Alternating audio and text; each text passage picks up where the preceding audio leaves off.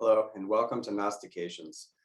This is the first episode of a free series that takes different aspects of the Hermetica, which is the literature of Hermeticism, and I'll include Gnosticism too, and unpacks them for you and then applies them to contemporary uses and concerns and situations. So in this one, what I'd like to present is something that I refer to as the 9 agreements of Hermeticism. This is my own schema for characterizing the basic principles. Each of these 9 are absolutely intrinsic to Hermeticism as an earth honoring and cosmos honoring wisdom path. Before I get to the 9, let me just briefly say a little bit about why I'm doing this. It seems to me that a lot of us are in search of some sort of path of wisdom, of wise action, discernment, values, goals, ethical action in the world at a time when things are so chaotic. And, one might argue that in human history, things are pretty much always chaotic, but these times in particular seem especially intense on a lot of different levels, ecologically, politically, religiously. What can we use to guide our way? And I would actually argue that all of us do have a philosophy, even though philosophy has come to be associated with these cumbersome, abstract, highly intellectualized systems of thought, which personally I get really bored with. What I think of as philosophy is something more embodied, something that can allow you to find guidance in the world, especially during times of confusion. Not elaborate arguments, not abstract ideas. So one of the things I like personally about Hermeticism is that it offers that kind of path. Cosmos, appreciating, earth loving. We'll get into all that as we go. As far as the 9 agreements go, I'm going to be unpacking each of these in future videos. In this video, what I want to do is run through the list and then indicate some of the applications for a few of the basic ideas behind all 9. And when I put this together, I really wanted it to be 9 because in the ancient Egyptian religion from which Hermeticism comes, ultimately, there are 9 key gods that oversee everything, 9 archetypal principles, and they're called the Ennead. And so I thought, well, that would be nice if we could find 9 basic agreements in Hermeticism to match that, and I did. So I'm offering that as a schema or a model for the rest of the system, although it's really wrong to call it a system. It's more like a series of learnings and practices.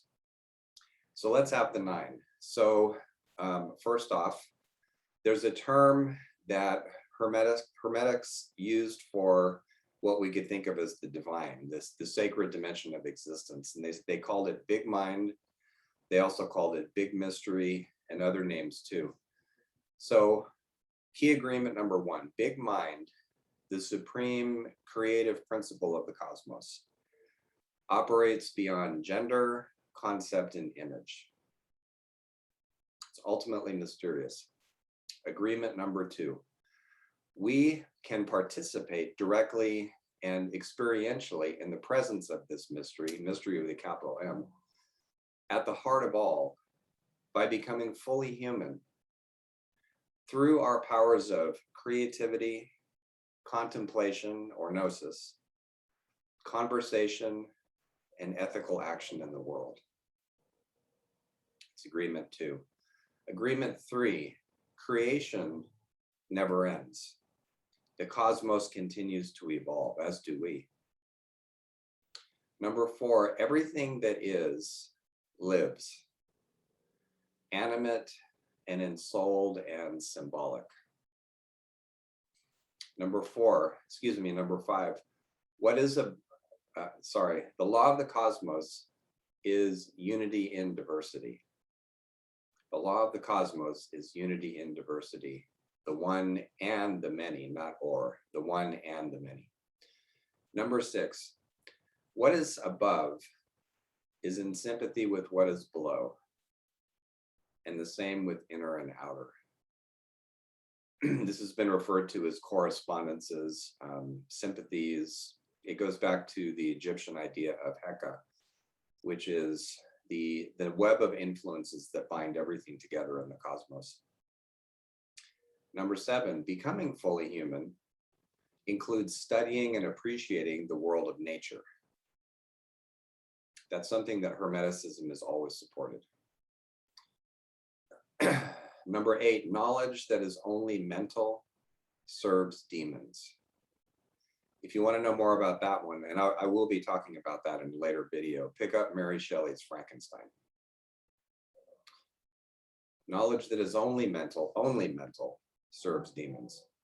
And 9, imagination allows us to contemplate everything as an integrated totality.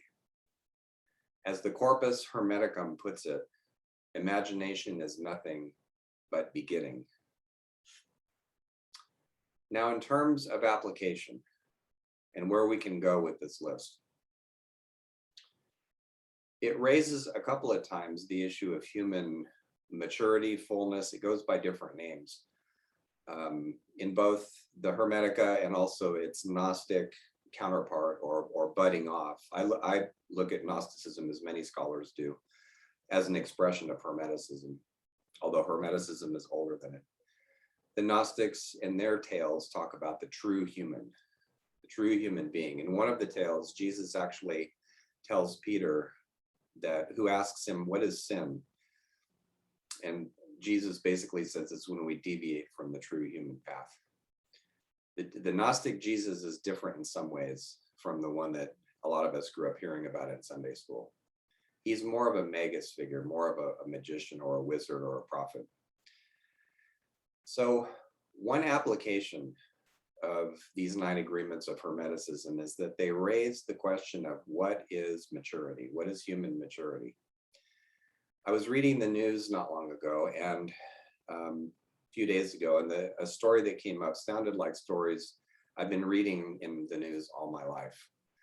There was a military power that made an encroaching move in a certain part of the world, and then another military power seeking to limit it put its ships in the area as a message, So if you looked at this through a developmental lens, it looks an awful lot like boys scuffling on the playground. And the sad fact, which unfortunately has been true for thousands of years, is that it's often the least psychologically and morally mature of us who end up in positions of power. There are many exceptions to that, so it's not a hard and fast law or rule. But the truth is, a big chunk of our religious leadership, financial leadership, and political leadership is at about the level of anywhere from 3 or 4 developmentally to maybe teens at best. So the Hermetica challenge us to acknowledge this honestly and to ask, what do we need to do to grow up? How do we get initiated into adulthood? How do we become fully mature human beings? What is a fully mature human being?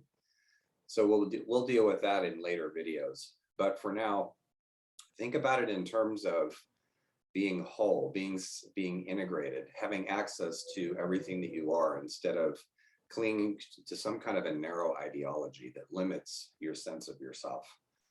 Maturity also in the sense of being able to relate realistically and compassionately with other human beings and being able to empathize with their worldview and where they're coming from as well. Those are attributes of maturity that most of our leaders seem to lack. Honesty would be another one. A second application of all this, I want to put 2 terms before you that you might have heard before. One you've certainly heard before, paranoia, right? Paranoia has to do with, usually with the way we define it is you're afraid of everything or you're afraid that people are watching you when they're not or whatever. At a deeper level, paranoia is you suspect other people of doing what you would do in their place. And so you fear them, right? So I remember some of our politicians a while back here in the States, they were referring to Russian imperialism and Soviet attempts to take over the world and things like that. And the people who were saying these things, that was their agenda.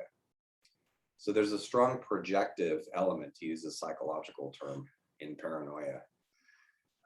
Something's wrong with you that you haven't addressed, and so you expect things to be wrong elsewhere. And this could even take the form of a misanthropic hatred of humanity as a whole, or even the universe as a whole.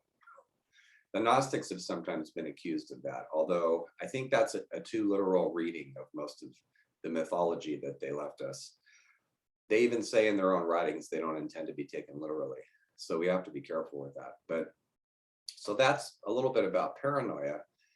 But what the Hermetica leans toward is away from paranoia toward pronoia, toward the idea that the universe basically, if we were to personalize it, wants us to succeed, that we're here as part of the essential nature of the cosmos, that we actually belong here.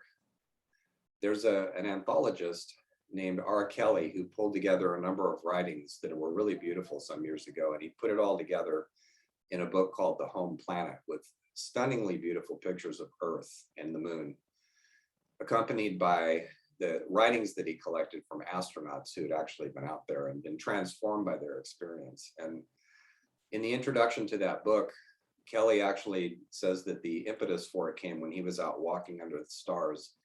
And he had this sudden epiphany, this sudden burst of gnosis that he belonged in the cosmos. So that's the feeling, that's the sense that Hermeticism leans toward in the great majority of Hermetic writings. So I'm suggesting that this is an idea to play with. What if we really belong here? What if we really belong on Earth? We evolved here. What would it feel like to feel at home on Earth and at home in the universe? Might that change our attitudes about ourselves and each other and our values and where we want to be in life? The third application I'll mention is that there's a lot of emphasis in the Hermetic writings on imagination. And imagination from a Hermetic standpoint, and I'm going to do a video on this later, but imagination isn't an added on capability. It's not a cool thing we do in order to play with fantasies. It's primary. I think this is one of the reasons that Sigmund Freud said that the imaginative process is a primary process, not a secondary process like thought, primary. Everything that we do, everything that we create begins as a fantasy in the imagination. And so unless we can imagine, we can't see where we're going, either personally or collectively.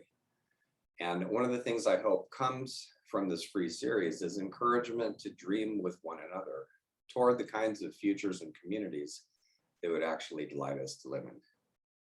Thanks so much.